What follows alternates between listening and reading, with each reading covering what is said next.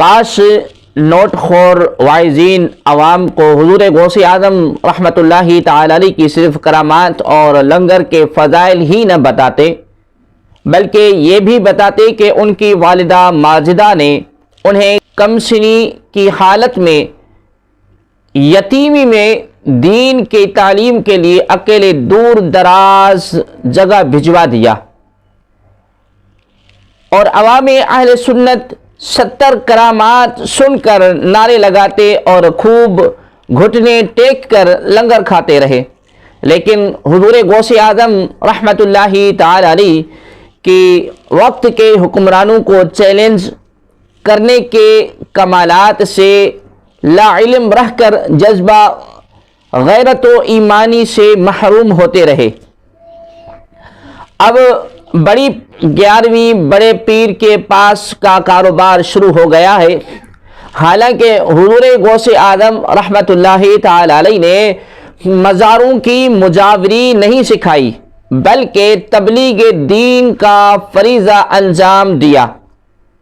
کاروان Baghdad کے اڈے کھول کر ایک مولوی کے ساتھ کمیشن طے کر کے اس کی تصویر پوسٹرز اور پینافلیکسز پر لگا دی جاتی ہیں، اور شام اور عراق میں مزارات کی زیارتوں کے نام پر لاکھوں روپے جمع کیے جاتے ہیں۔ حالانکہ یہ لاکھوں روپے اگر سنی مدارس کو ملے تو نوجوان دین سیکھ کر نکلیں۔ اور دوسرا کام 11ویں کے نام پر 11 دیگوں کا ہے، کہ یعنی اب آپ اندازہ لگائیں کہ ایک چکن بریانی کی دیگ 7 سے 8 ہزار تک اس کا خرچہ آ جاتا ہے، اور 11 دیگیں اور پھر شامیانے، دریاں، دیگر ضروریات ملا کر بات لاکھ 1.5 لاکھ تک جا پہنچتی ہے۔ اب یہی بھاری رقم اگر حضور غوث اعظم رحمۃ اللہ تعالی علیہ کے ایثار ثواب کے لیے کسی سنی مدرسے یا جامعہ کو دی جائے تو دین کی کتنی بڑی خدمت ہو۔ مساجد انتظامیہ 11ویں کے نام پر لاکھوں روپے تو خرچ کرتے ہیں، لیکن اس رقم کو سال کے 12 مہینوں پر تقسیم کر کے فی مہینے کے تناسب سے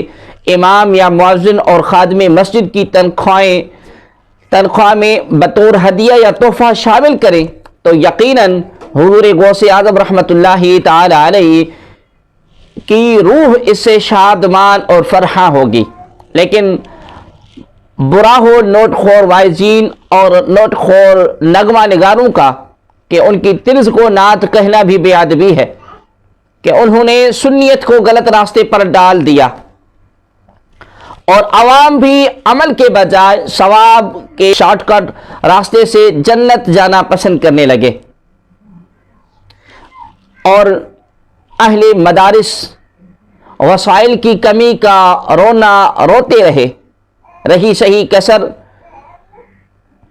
صحیح کسر ڈیفینس، کلفٹن، طارق روڈ، بہادر آباد، گلشن اقبال اور اسی طرح دیگر امیر ترین ٹیکوں میں لگے مفت دسترخوانوں نے پوری کر دی۔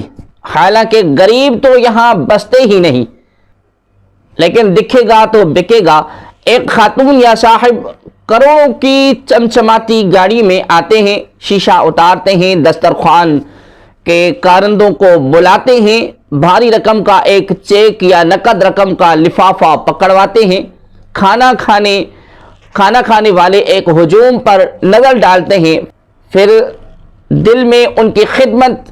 کرنے پر فخر کا ایک جذبہ موجزن کر کے خوشی خوشی آگے بڑھ جاتے ہیں۔